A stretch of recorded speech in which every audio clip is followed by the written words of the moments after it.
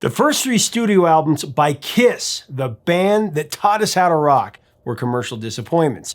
Their record label was circling the drain, if you will. It was a desperate time for Paul Stanley and Gene Simmons to create a song that would vault their band to superstardom and keep the band going.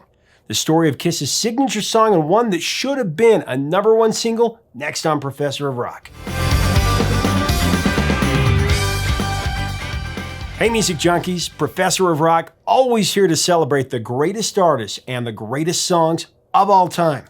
If music drives your days, your nights, if you have more than a passing interest in music, subscribe below right now. Never miss an episode of our daily features celebrating the best of the era. And check out our Patreon to be part of curating this history and for more videos. Now, the most notorious live act of the rock era was arguably Kiss, the band that taught us how to rock. As the slogan sounded before Kiss hit the stage at all their concerts, "You wanted the best, you got the best." The iconic foursome of Gene Simmons, Paul Stanley, Ace Frehley, and Peter Criss pioneered the spectacle of pyrotechnic and costume rock on a riveting stage of shooting rockets, exploding bombs, fire-breathing, blood-spewing, levitating drums, and smoking guitars. The Kiss Army actually started building with an audience of less than 10 people that attended their first live performances at the old Popcorn Pub in Queens, New York. Kiss was paid a paltry sum, $50 to perform 2 sets that night. They got the gig actually after Gene Simmons cold called the venue booker, convincing him to hire the band for a 3-night stand. And the 4 members of Kiss each wore makeup for the 3 inaugural shows in Queens, but their signature facial character designs were not unveiled until a few months later at a concert at the Daisy, I believe it was, in Amityville, New York. The Kiss Army swelled with a cult-like following, especially in the northeastern section of the Midwest America called the Rust Belt. On the strength of their wild live sets, Kiss was signed to Casablanca Records and dropped their eponymous debut album in 1974. The self-titled Kiss album did not have a hit single, and it rose only as high as number 87 on the Billboard 200, despite growing significance as a bad-to-the-bone touring entity. Kiss's follow-up album, Hotter Than Hell, released later that same year, that was an even bigger disappointment, peaking at number 100, and it actually quickly dropped off the charts. Meanwhile, Casablanca Records was in deep trouble. The leader of Casablanca, Neil Bogart, and his minions made some just colossal blunders that nearly ruined the label, including the release of a double album of audio highlights from The Tonight Show with Johnny Carson.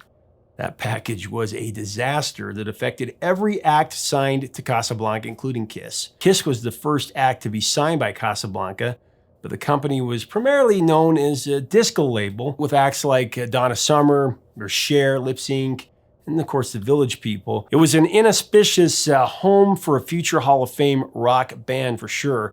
The lukewarm sales of Hotter Than Hell and the overall insolvency of the label put Casablanca's leader, Neil Bogart, on the offensive.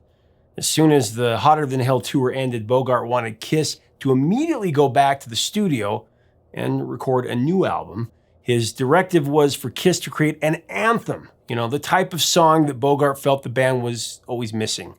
As we go into the story of this particular song, I do want to thank our sponsor, Zenni Eyewear, the glasses I wear every day. What I love about Zenni is that you can customize your eyewear with a prescription lens or non-prescription lens if you just want the cool look or color of a particular style of lens. And you can actually put designs on the side. I put Professor of Rock. Spice up your style by ordering at Zenni.com today. Back to Kiss. The inspiration for a Kiss anthem was actually Come On Feel the Noise, the original version of the song performed by the British band Slade. That was a huge #1 hit in the UK in 1973.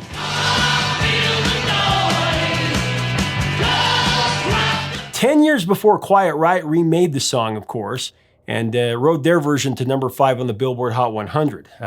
The track Kiss came up with that they thought to fit the criteria was a little thing called Rock and Roll All Nite. Paul Stanley wrote the chorus and Gene Simmons wrote the verses, borrowing parts of a song he'd previously written that was titled Drive Me Wild. For the choruses, the band and Bogart brought in a large group of outside contributors to sing and clap, including members of the Kiss road crew, actually. There's also studio musicians and the Catman, Peter Criss's wife, Lydia. Some of the road crew members used their jacket zippers to create sound effects on that recording. That reminds me of the stories that Lamont Dozier told us about how they came up with the sound effects for certain records on Motown at Hitsville, USA. Rock and Roll All Nite was just one of 2 tracks that the group recorded toward the end of the Hotter Than Hell tour prior to returning to Electric Lady Studios for the official recording sessions for Dressed to Kill. Rock and Roll All Nite was originally released on Kiss's 3rd album, Dressed to Kill.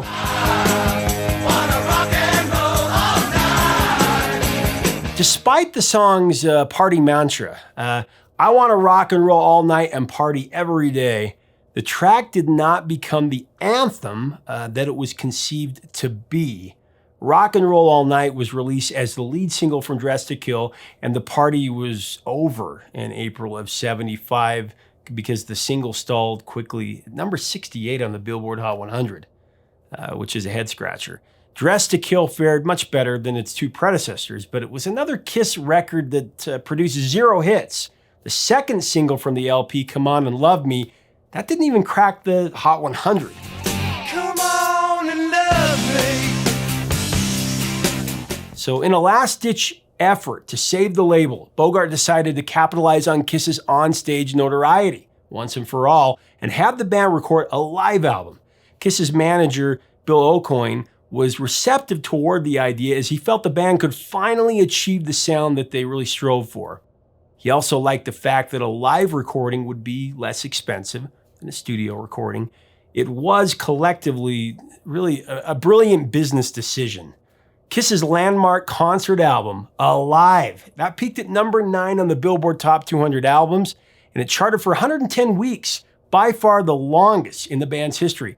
Alive is considered to be the real breakthrough for Kiss and a milestone for future live music albums. The double album was also an homage to Slade's live LP, Slade Alive in '72.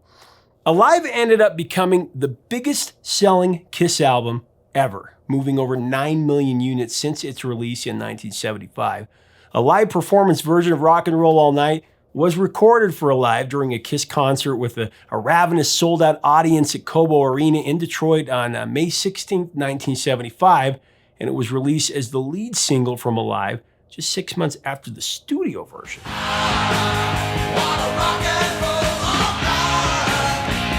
The raging live version of Rock and Roll All Nite was a supercharged overhaul of the studio version that manifested all the exhilaration and the firepower of a Kiss concert.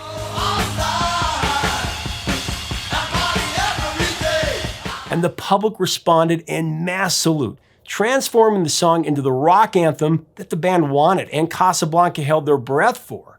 Rock and Roll All Nite jammed up to number 12 on the Billboard Hot 100. That was in early '76. Its legacy is a timeless classic rock crusade firmly in place that is number 1 in our hearts. There's so many reasons why the live version of Rock and Roll All Nite is superior to the original. Gene Simmons takes center stage for the lead vocal on Rock and Roll All Nite. It's the perfect call to match the song's raw intensity, with a vocal that is not slick or refined. It's just Gene painted as the demon delivering an honest, really honest proposition. You drive us wild, we'll drive you crazy. You drive us wild, we'll drive you crazy. I mean, the swagger of the Star Child, Paul Stanley strutting his stuff as a great front man that he is, working the crowd into a frenzy with his onstage rallying. So let's rock and roll all night and party every day. Come on, and yelling, I can't hear you. Right before Ace Frehley just unleashes his fiery guitar attack. Love it. Frehley's guitar solo has far surpassed the studio version to stand as the definitive arrangement of Rock and Roll All Nite.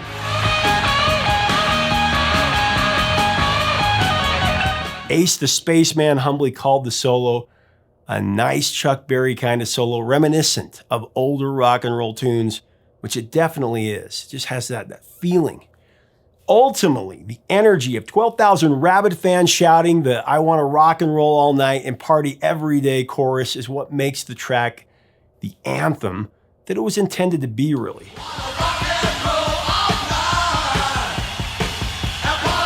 When a teenager growing up in the 70s bought a copy of Alive at a record store and took it home to play on their turntable, they were in essence bringing Kiss's explosive live show straight to their bedroom or living room, wherever they're listening to it.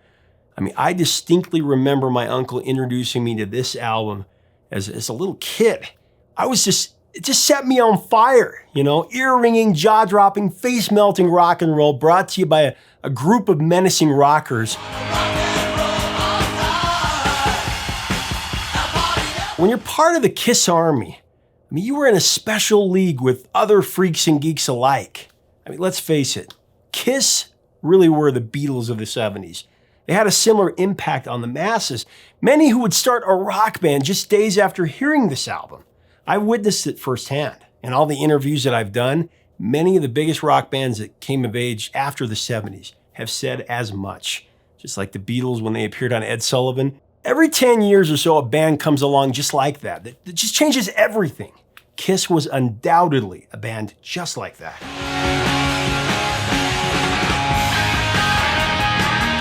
And not many in the history of the era can lay claim to such an explosive Alive album. Alive was exactly that. Alive! It made the experience more than just listening to a record. It made it an escape from reality. One would think that Rock and Roll All Night is about sex, drugs, and rock and roll.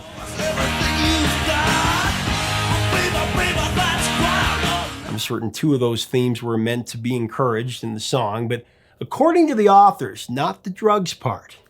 In a radio interview in 2019, Paul Stanley, as a co-writer, stated that Rock and Roll All Night was not about partying with drugs and alcohol. It was actually a song of celebration. Paul's writing sidekick, Gene Simmons, has often admitted publicly that he does not approve of what he termed the ingestion of psychoactive drugs and alcohol. Since its release, though, the Alive album has been rumored to have included a lot of studio overdubbing, not entirely live. Kiss's frenetic stage presence did not translate well to their first live record. And Stanley and Simmons had several miscues, such as playing the wrong chords, knocking over mics, and not singing directly into the mic. Eddie Kramer, legendary producer of the Alive album, knew that significant dubbing was needed to make the LP fit the vibe. For many years, Kiss denied the use of dubbing on Alive. It was not until, I believe it was 2003, it was an episode of Ultimate Albums that Kiss admitted to the overdubbing. In that particular episode, Paul Stanley said, and I quote, "What we felt was necessary was to capture the energy of the performance, not necessarily having it note for note of what actually happened," end of quote.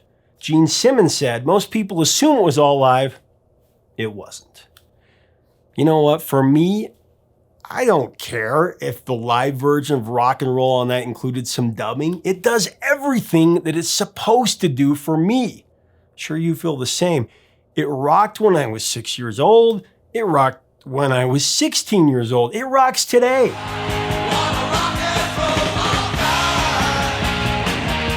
Rock and Roll All Night is a classic rock powerhouse, an instant lightning bolt of adrenaline. It really deserved better on the charts at a time when radio was changing. The top 5 songs of the Billboard Hot 100 that week were at number 5, I Love Music Part 1 by the OJs. I love music. Sweet, sweet. Love to Love You Baby by the great one, Donna Summer, at number 4.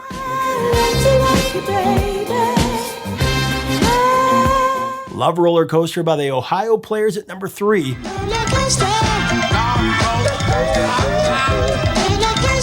I Write the Songs by Mr. Barry Manilow at number 2. I write the songs that make the whole. And at the number 1 song for January 24th, 1976, the theme for Mahogany, Do You Know Where You're Going To by Diana Ross.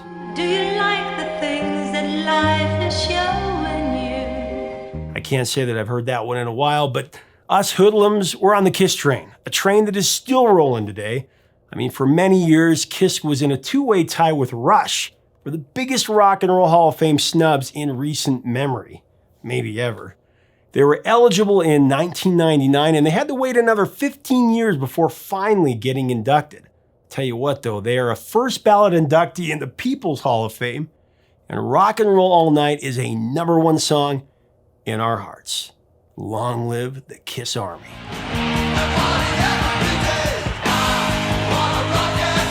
Leave us a comment about this legendary band below. Tell us your memories of discovering this band and their music, this album. Are you a member of the Kiss Army? Share with us below. I want to hear all your stories.